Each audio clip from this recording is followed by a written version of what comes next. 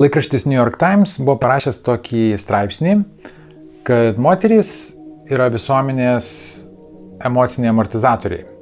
Lietuviškai skamba truputėlį keistai, o angliškai skamba netgi labai gerai. Society's Emotional Shock Absorbers. Kas nežino, amortizatorius yra ta mašinos detalė, kuri padaro automobilį stabilų, važiuojant per kelio nelygumus ir duobes. Taigi, tie kelio nelygumai ir duobės kurgi atsiranda? Ogi šeimoje ir santykiuose.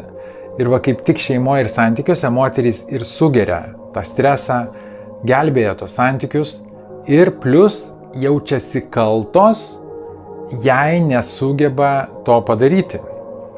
Ir dabar truputėlį statistikos. Moterys serga 70-80% daugiau autoimuninėmis lygomis negu vyrai. Autoimuninė liga yra, kai kūnas pats save puola.